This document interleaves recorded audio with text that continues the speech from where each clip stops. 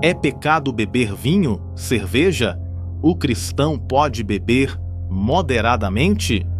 Você já se perguntou se os cristãos podem beber moderadamente?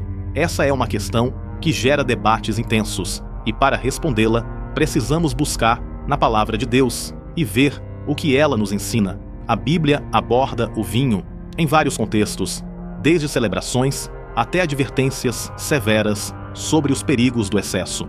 Neste vídeo, analisaremos o que a Escritura diz sobre o consumo de bebidas alcoólicas, entendendo os princípios espirituais que orientam nossa vida e refletindo sobre como nossas escolhas podem glorificar a Deus. Mais do que uma regra, trata-se de discernir o que nos edifica e nos mantém firmes no caminho da fé. Eu sou o pastor Bruno Souza e convido você a se inscrever no nosso canal. Ative as notificações na opção Todas e acompanhe as nossas orações diárias. Será uma bênção em sua vida.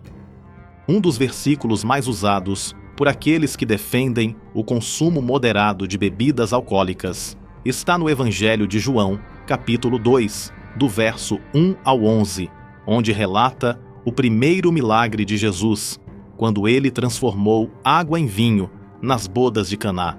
Os defensores da visão argumentam que, se Jesus realizou esse milagre, ele não teria nenhum problema com o consumo do vinho em celebrações ou momentos de alegria. Além disso, eles citam versículos como 1ª carta a Timóteo, capítulo 5, verso 23, onde o apóstolo Paulo aconselhou Timóteo a usar um pouco de vinho por causa de seus problemas estomacais. Ele diz: não beba somente água, tome também um pouco de vinho por causa do seu estômago e das suas enfermidades. A teoria defendida por esse ponto de vista é que a Bíblia não proíbe claramente o consumo de bebidas alcoólicas, mas sim a embriaguez. Para eles, a moderação é a chave, desde que o consumo seja controlado e não leve ao pecado ou ao escândalo, seria aceitável, segundo essa interpretação. Essa visão, no entanto, não aborda completamente os perigos espirituais. Embora algumas tentativas de justificar o consumo moderado de álcool com argumentos baseados em versículos bíblicos, é essencial analisarmos o contexto e os princípios da Palavra de Deus, que nos chamam à santidade e à renúncia de tudo que possa prejudicar nossa vida espiritual.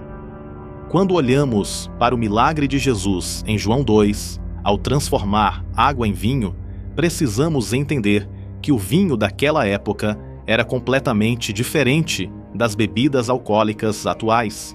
O vinho era frequentemente diluído com água e utilizado mais como símbolo de celebrações do que para embriaguez.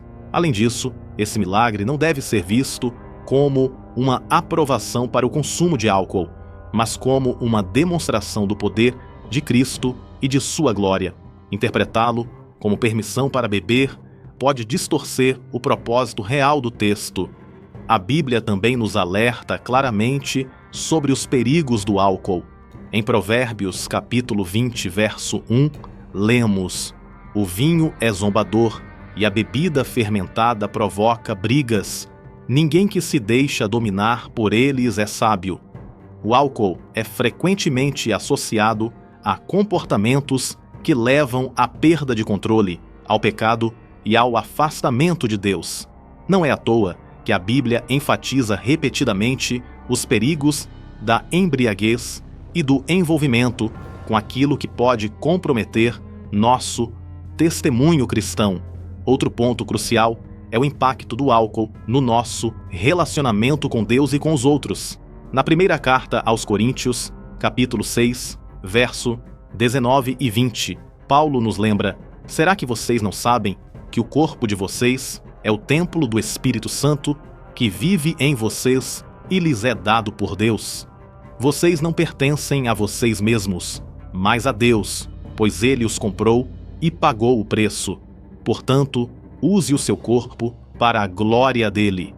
Se nosso corpo é templo do Espírito Santo, devemos nos afastar de qualquer prática que possa contaminá-lo, tanto fisicamente quanto espiritualmente.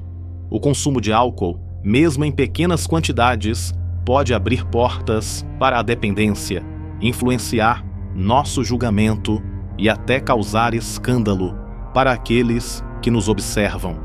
Paulo reforça esse princípio na primeira carta aos Coríntios, capítulo 10, verso 31, dizendo: Assim, quer vocês comam, quer bebam, quer façam qualquer outra coisa, façam tudo para a glória de Deus.